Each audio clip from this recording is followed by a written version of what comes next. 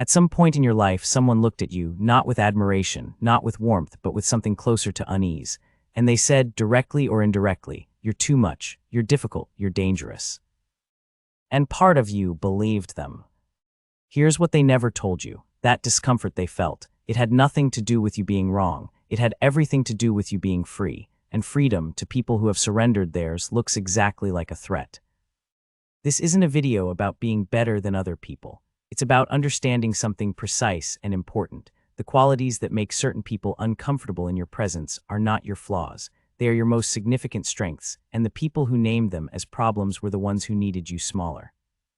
Stay with me, because by the end of this, you're not just going to understand what you've been doing right. You're going to stop apologizing for it. There's a quiet social contract that most people absorb without ever consciously agreeing to it. Be predictable, be manageable. Adjust yourself to fit the comfort levels of the people around you. Shrink when the room requires it. Explain yourself when questioned. Make people feel at ease even when you aren't. Most people spend their entire lives honoring this contract without examining it. And for a while, it works, in the sense that it keeps the peace, smooths the friction, generates approval. But it extracts an enormous price. The price is the gradual erosion of everything authentic in you, traded in exchange for the ongoing comfort of people who were never particularly invested in your actual well-being. And then there are people who, at some point, sometimes consciously, often not, stopped honoring the contract.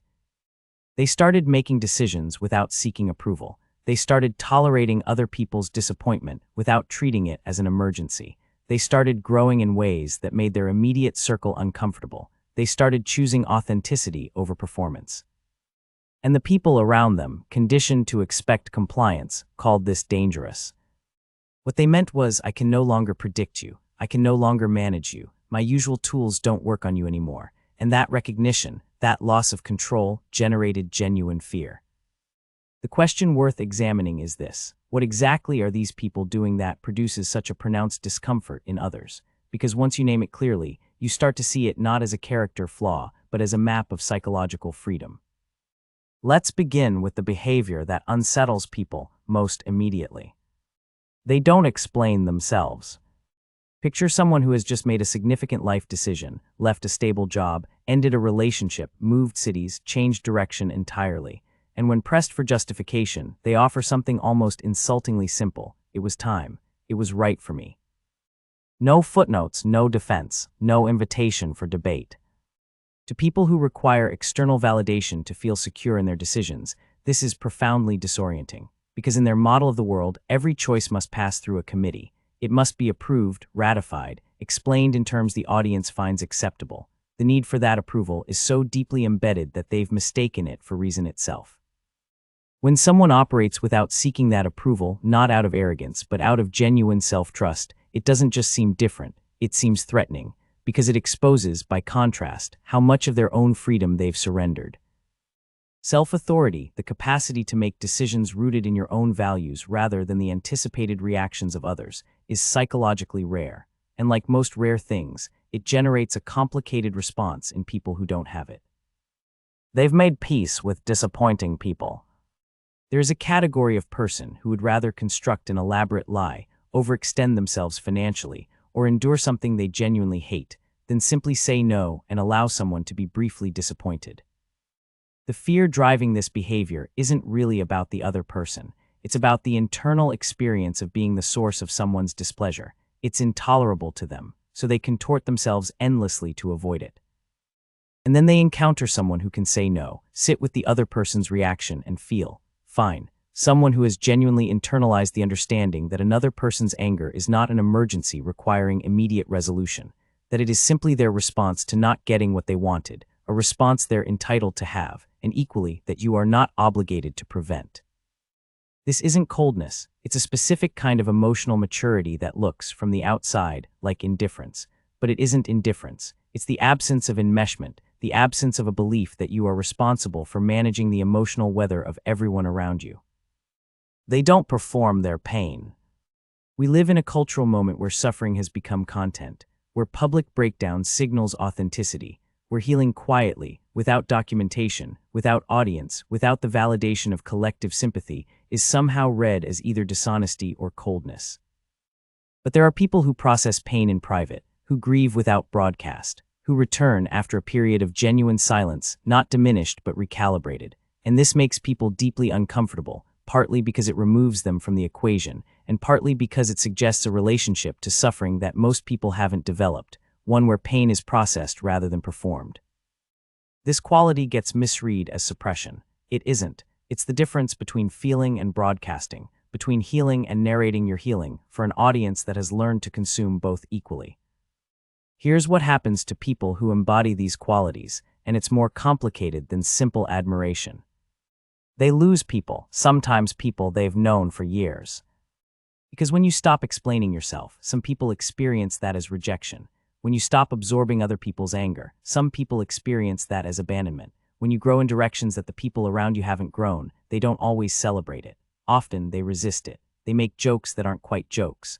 They reference the person you used to be with a nostalgia that is really just preference for your earlier, more manageable form.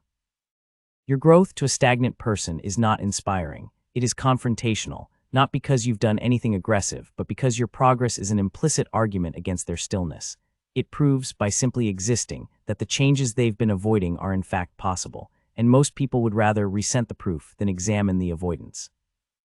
This is the part nobody fully prepares you for, that becoming more authentically yourself will, in the short term, generate more friction, not less. That the people who fall away when you stop performing smallness were never really there for you. They were there for the version of you that didn't require them to feel their own discomfort. Losing them feels like failure. It isn't, it's clarification.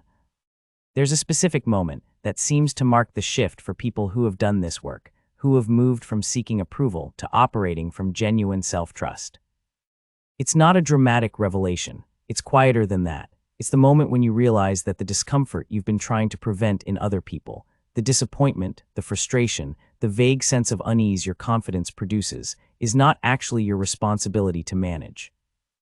That realization sounds simple. It isn't, because most of us were trained from early childhood to equate love with management, to believe that caring about someone meant monitoring and preemptively addressing their emotional state, to understand our own value in terms of how comfortable we made the people around us feel.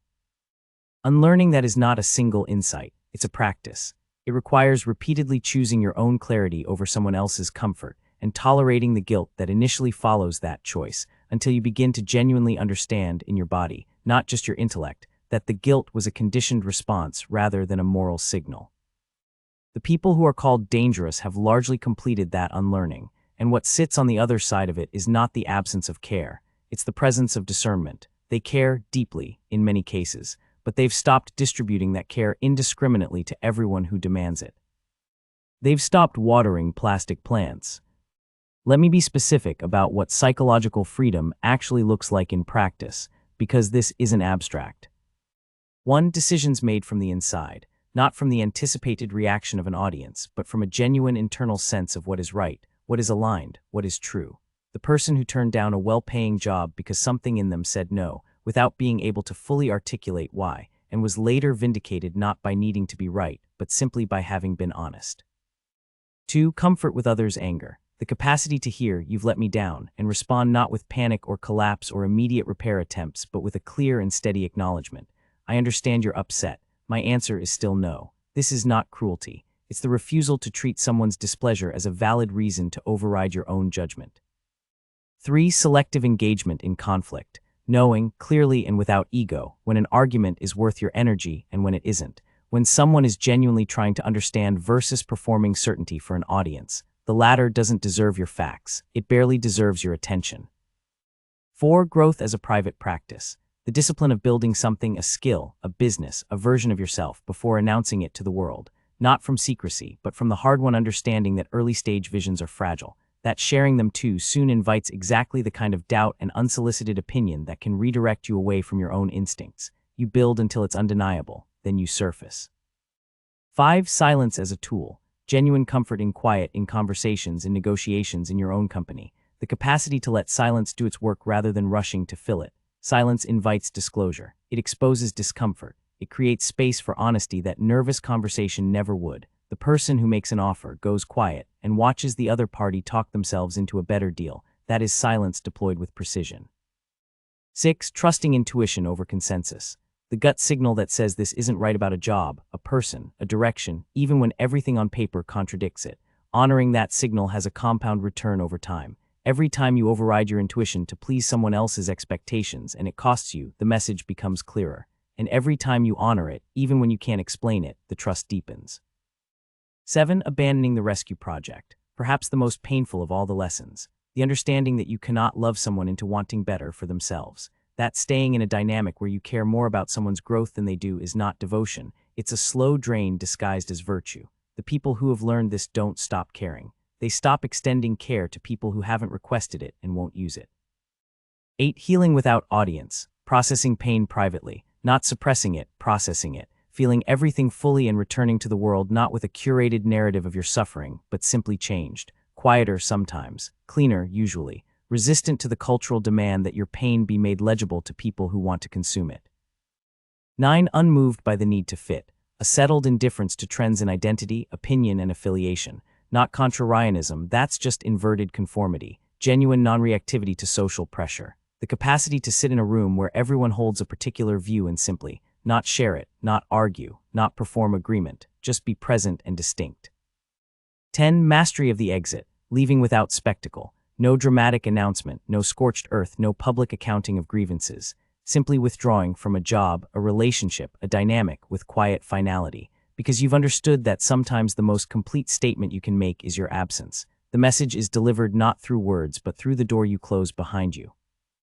11. Building a life that resists comprehension, not trying to be mysterious, just being so genuinely committed to your own path that you're not particularly concerned with whether it translates to an outside observer. While others are constructing a life that looks good, you're constructing one that feels real. While others are optimizing for approval, you're optimizing for alignment. That gap produces something that registers to the approval-dependent as dangerous. What it actually is free. I want to say something clearly before we finish. None of this is about superiority. The people who made you feel dangerous, who labeled your confidence as arrogance, your boundaries as coldness, your growth as threat, they are not your enemies. They are people who made a different set of accommodations than you did, or are still making them, and who find the contrast unsettling. Understand them, but don't shrink for them. Because here's what's actually at stake. You are living, or you have the potential to be living, a life of genuine authorship. A life where your decisions emerge from your own values rather than from the management of other people's reactions. A life where your growth isn't calibrated to the comfort level of people who stopped growing. A life where your silence is chosen, your exits are clean, and your direction belongs entirely to you. That life looks threatening from the outside precisely because it is so thoroughly yours. It cannot be redirected by someone else's opinion. It cannot be derailed by someone's disappointment. It cannot be compressed into a form that fits comfortably inside someone else's expectations. And yes, some people will call that dangerous. Wear it as information. They are telling you, without meaning to, that you have moved beyond the reach of their control, that whatever mechanism they used to keep you manageable no longer works, that you have become, in the truest sense, your own. That is not a warning, that is a measurement. It is telling you exactly how far you've come. The world doesn't need more people who are easy to control. It needs more people who are awake, who choose themselves, build deliberately, walk away cleanly, and refuse, with complete calm, to perform smallness for the benefit of people who find their size uncomfortable. You are not dangerous because you are destructive. You are dangerous because you are free, and in a world that profits from people staying contained, freedom is the most radical thing you can be. So if someone calls you dangerous, thank them. They just told you exactly who you've become. Which of these 11 markers hit closest to home for you? Leave it in the comments. The conversation there is worth having.